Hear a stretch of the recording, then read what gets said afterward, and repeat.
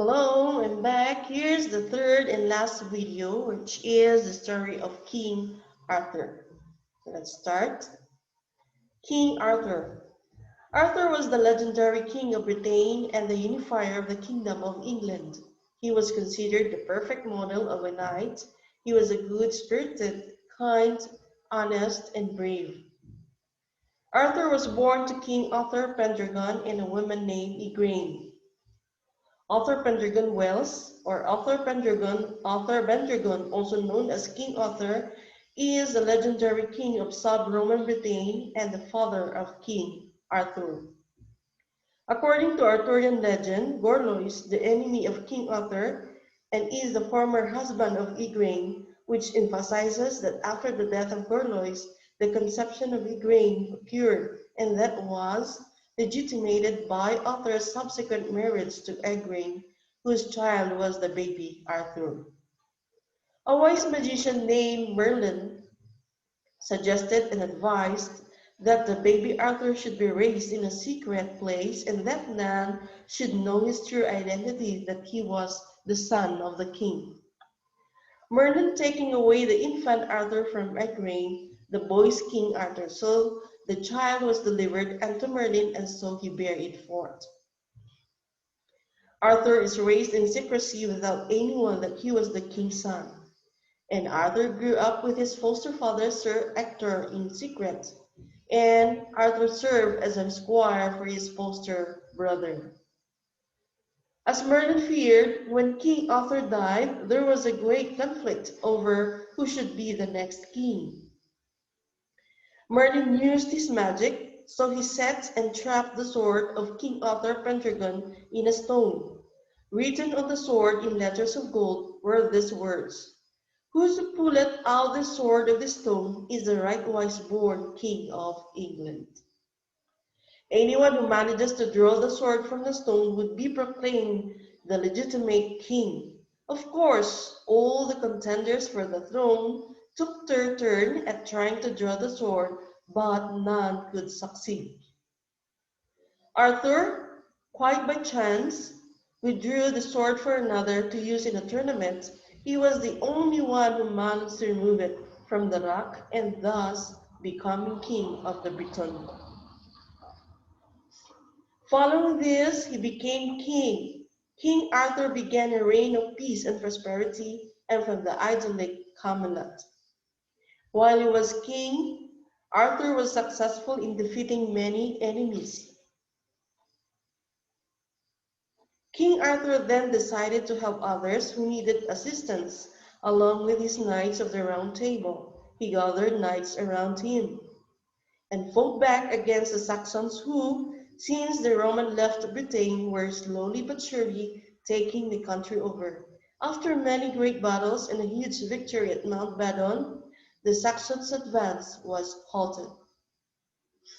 King Arthur's base was at a place called Camelot. Here he built a strong castle. His knights met at the Round Table. They carried out acts of chivalry such as rescuing damsels in distress and fought against strange beasts. Merlin, a wise magician, helped Arthur in battles throughout Arthur's life. Under the guidance of Merlin, Arthur obtained a magical sword from the Lady of the Lake. This sword was called Excalibur, and with this weapon, he vanquished many foes. The legendary Excalibur sword is a magic sword. King Arthur became invincible, and he would prove his worth in the battle against the Saxon invasion. Arthur ruled Britain in the duel between him and the Black Knight. Arthur shatters the royal sword, but guided by the wizard Merlin. King Arthur married the darling Princess Guinevere and received as a dowry. Arthur had a half-sister named Morgan Le Fay, the fairy Avalon. According to the legend, she wanted to usurp her brother's throne and plotted against the king. One of King Arthur's best knights, Lancelot, fell in love with King Arthur's wife, Guinevere. Lancelot was unable to resist his feelings for the queen by going on several quests to find the Holy Grail. Lancelot was unable to resist his desire for Guinevere and continued his affair with her. This eventually led to the downfall of Arthur's kingdom. King Arthur wanted to punish his wife and his knight for their affair and planned to burn his wife at the stake. Lancelot saved Guinevere from her death. One of Arthur's knights, Sir Gawain, and his son Mordred, wanted to become king and encouraged King Arthur to battle Lancelot. Mordred convinced everyone that King Arthur died in battle, and Mordred overtook the throne. When King Arthur discovered his son's betrayal, he went home to reclaim his throne. Unfortunately, as peace settled over the country, things turned sour with the court of Camelot and civil war broke out. King Arthur's demise came from the betrayal of Mordred, his bastard son.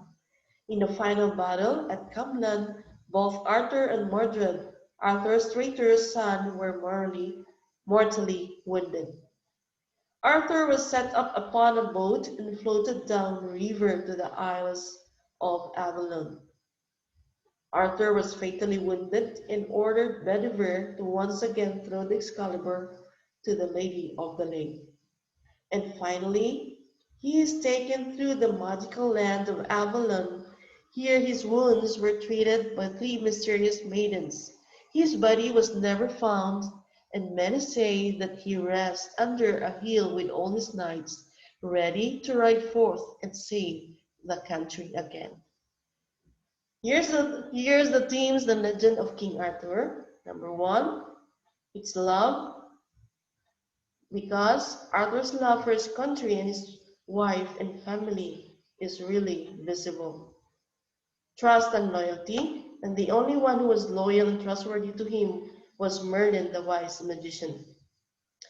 It is also betrayal because his wife cheated on him and at the same time betrayed her husband, who had an affair with Lancelot, Arthur's trusted knight.